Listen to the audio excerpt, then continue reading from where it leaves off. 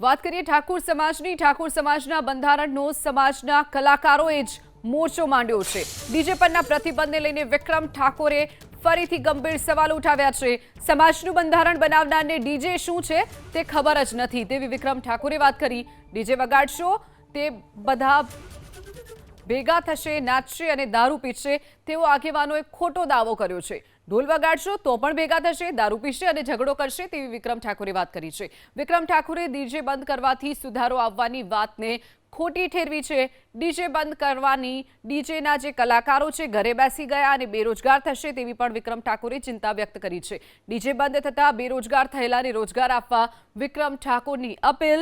DJ અંગે મેં અગાઉ ઠાકોર સમાજના સંમેલનમાં ગેનીબેનને વિનંતી કરી હતી। બંધારણની રચના કરનાર બધા મોટા માણસો એટલે ડીજેની તેમને ખબર નથી તેવી પણ વાત વિક્રમ ઠાકોરે કરી છે।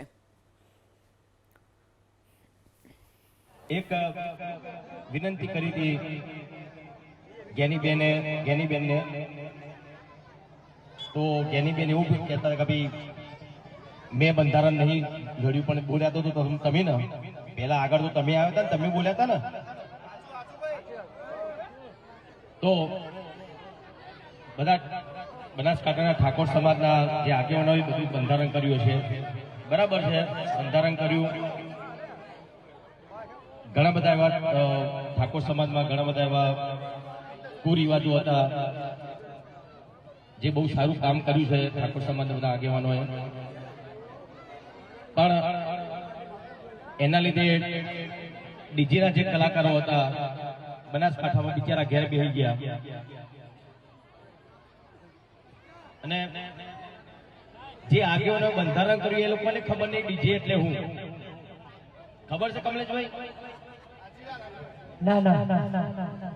એવું કહેતા હતા કે ડીજે વગાડશો એટલે બધા ભેગા થશે, નાચશે કુશે, દારૂ પીશે ને ઝઘડા થશે। એવું જરૂરી નહીં કોઈ ઢોલ વગાડતો તો દારૂ પીનારો પીવાનું જ છે, ઝઘડા કરનારો ઝઘડો કરવાનો જ છે। તો ડીજે બંધ થવાથી સમાજમાં સુધારો આવશે એ વસ્તુ ખોટી છે। જે ડીજે બંધ થયા છે એને રીતે ઘણા બધા કલાકારોના બિચારા એ લોકોનો રોજગાર બંધ થઈ ગયો છે, એ લોકોને ખબર નહીં પડતી। તો એ બધા મોટા માણસો છે, મોટા માણસો એટલે ડીજેની એમને ખબર નહીં પડતી। લોકો વીગો ગેવી રાખીને ડીજે લાયા હતા, એ લોકો ઘેર બેસી રહ્યા બિચારા। જેના લોકોના ડીજે બંધ થયા છે એ લોકો ઘેર બેસી રહ્યા છે, એમનો રોજગાર આપો તમે, ચલો।